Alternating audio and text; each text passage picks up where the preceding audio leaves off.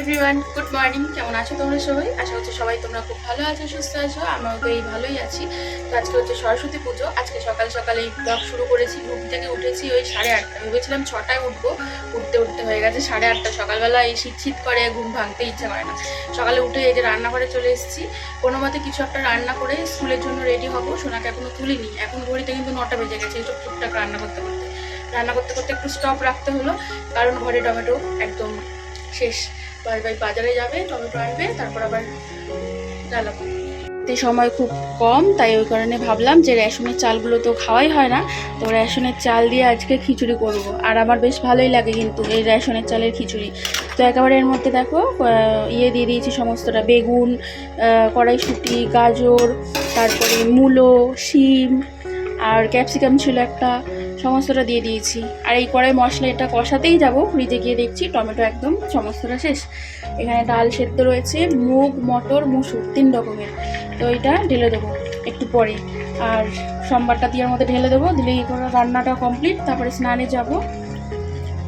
আর এই যে সরস্বতী পুজো মানেই তো একদম হলুদটা মাখতে হবে। মা এখানে সকালে বেটে দিয়ে গেছে আমার মা। আর সোনাকে তুলে স্নান টান করবো। গরম জলটা বসাতে হবে, এদিকটা একটু বসিয়ে দিলে গরম জল বসাবো। আজকে স্কুলে যাব। প্রতি বছর তো আমাদের বাড়িতেই পুজো হয়, তো এবছর তো আর হচ্ছে না, তো আর বাড়িতে পুজো করছি না। তো এই কারণে ওকে নিয়ে স্কুলে যাব, স্কুলেই অঞ্জলি দেবো। স্কুলে অঞ্জলির টাইম হচ্ছে 10:30। তো ততক্ষণে হয়তো হয়ে যাবে। কালকে সব জামা কাপড় আমি বের করে রেখেছি। ও যে পাঞ্জাবিটা পরবে সোনাকে, আর আমি যে শাড়িটা পরবো, সমস্তটা বের করে রেখেছি। সাজের জিনিসও বের করে রেখেছি, যাতে খুঁজতে না হয়। তুলবো, রেডি করবো আর বেরিয়ে যাবো। তো এই যে রেডি হয়ে গেছে খিচুড়ি। ওপর থেকে ধনে পাতা আর ঘি ছড়িয়ে দিলাম। ছোট ডেচকিটার মধ্যে বসিয়েছিলাম। এই যে ডেচকিটার থেকে ঢেলে আবার কড়াতে বসালাম, কারণ এই সবজি টবজি দেওয়ার পরে না দেখছি পুরো ভরে যাচ্ছে আর সেদ্ধ হয়নি চালটা। ওই জন্য আবার এই কড়াতে ট্রান্সফার করলাম। আর এটা কমপ্লিট, ঘি দিয়েছি। এবারে বন্ধ করে ঢাকা দেবো। এই যে সোনা বাবার ওখানে হলুদ টলুদ মাখিয়ে দিয়েছি। স্নান করবো, স্নানের জল গরম। চলো স্নান করে নিই, আবার তারপরে পরে আসছি রেডি হয়ে একেবারে। কখন হলো পুজো? অনেকক্ষণ হয়ে গেছে। আমি 10:30টায় বলি, ওই জন্য। তাই না, ওই জন্য 10:30টায় টাইম দেখেছি, ওই জন্য অঞ্জলি দেবে বলে এলাম। না দেখি বাড়ির কোথাও দিতে হবে। আমি বলি 10:30টাই টাইম বলছি, তাহলে ভুল দেখেছি আমি। না ঠিকই টাইম দেখেছি আমি।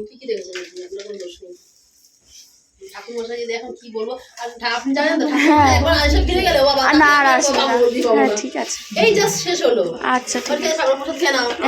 স্কুলে অঞ্জলির জন্য গেছিলাম, কিন্তু সেখানে গিয়ে শুনি ঠাকুরমশাই তাড়াতাড়ি এসে পুজো সেরে দিয়ে গেছে, তো সে কারণে আর স্কুলে দেওয়া হলো না।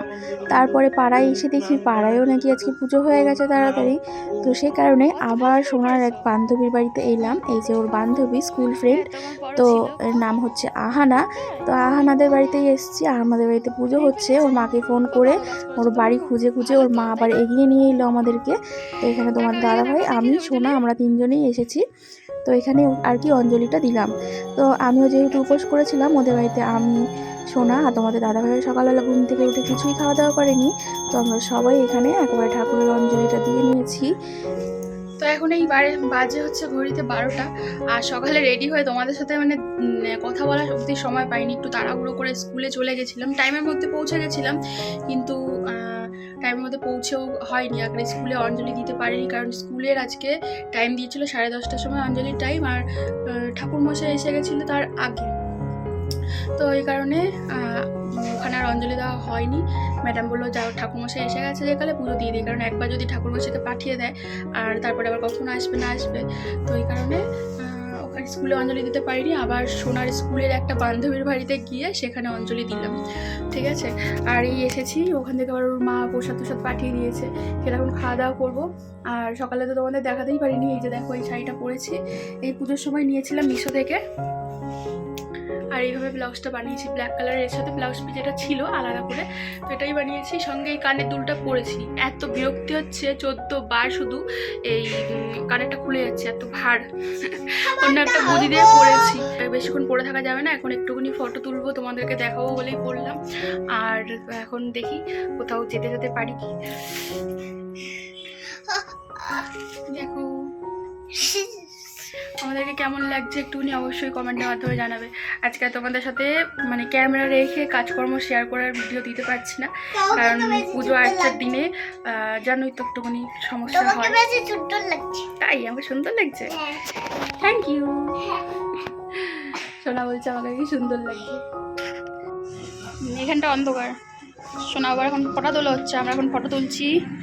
যেখানে তোমাদের দাদা ভাই গেটের সামনে এসছে, ওই দিকটা আলো তো। সোনার পাঞ্জাবি,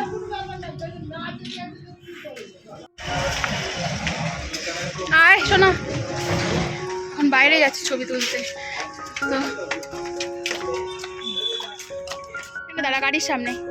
হ্যাঁ, আমরা একটু গাড়ির সামনে দাঁড়িয়ে ছবিও নেই সুন্দর করে, তাই জন্য এখন বুলেটের সামনে দাঁড়িয়ে ছবি তোলা হবে।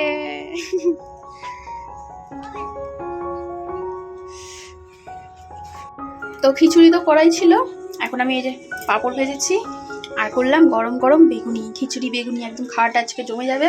এখানে সোনা বাবাকে খাওয়াবো, সকাল থেকে ওকে তো খাওয়ানো হয়নি, উপোস উপোস করে একটুখানি লাড্ডু ফাড্ডু খেয়েছে। চলো এখন ওকে এটা খাইয়ে দিই খিচুড়িটা। তো এখন বাজে ঘড়িতে 3টে, খাওয়া দাওয়া কমপ্লিট করে আর আমি সিঁড়ির এখানে বসে বসে এসে ব্লগ এডিট করলাম, মঙ্গলবারের ব্লগটা। আর আজকে তো এই যে সরস্বতী পুজো, আর আজকের দিনে সবাই খুব এনজয় করছো। কে কোথায় ঘুরতে গেছে অবশ্যই কমেন্টে জানাবে।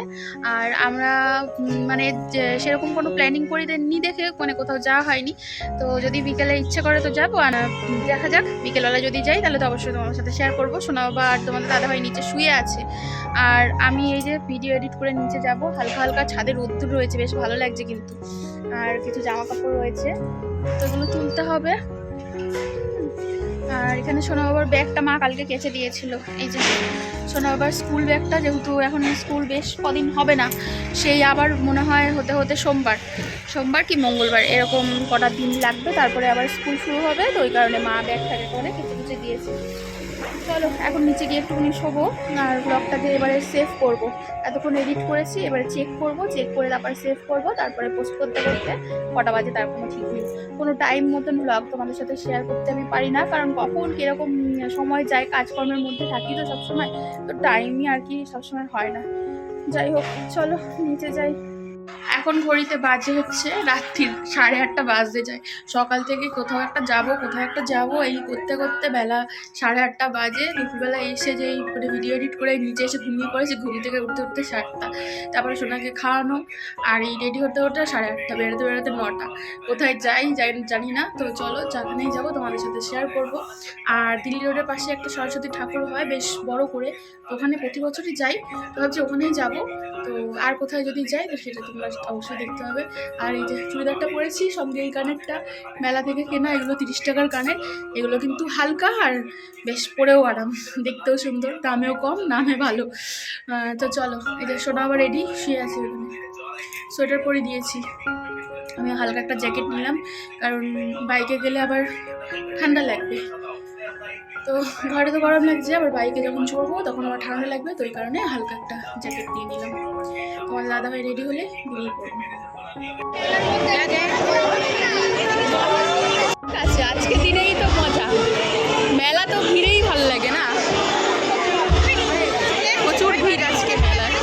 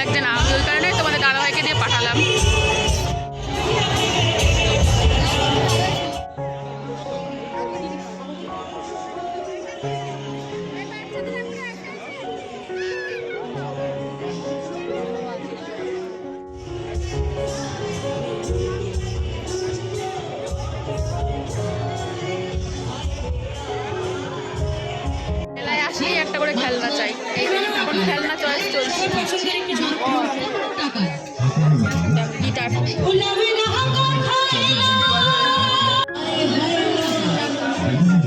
গিটারটা দেখা হচ্ছে। এখন জিলেপি নিচ্ছে।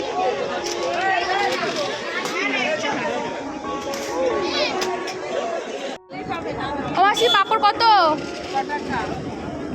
দাও তো? আচ্ছা দুটো দাও।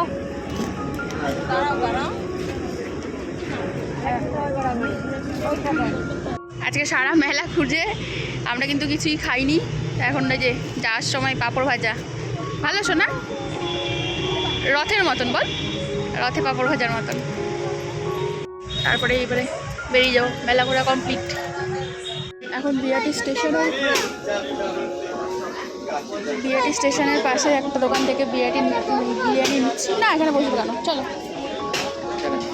আর্সেলানে আজকে প্রচণ্ড লাইন পড়েছে। ওই যে ট্রেন গাড়ি যাচ্ছে, ট্রেন গাড়ি দেখবো, আসো কোন দিকে চলে যাচ্ছে, ওই যে ট্রেন যাচ্ছে, ওই যে ট্রেন। আর্সেলানে প্রচণ্ড ভিড়, তো এই কারণে এই ইয়েতে চলে এসেছি। হ্যাঁ টাটা। স্টেশনের এই পাশটায় বিরিয়ানি দোকানটা, ওই যে বাদশাহী বিরিয়ানি। না দিয়ে যাবো কেন,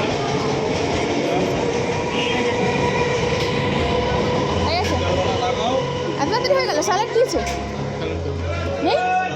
চলো তাহলে। আর্সেলানের লম্বা লাইন, আর্সেলানের লাইন দেখে আমরা চলে গেছি একদম বিআরটি স্টেশনের পাড়ে।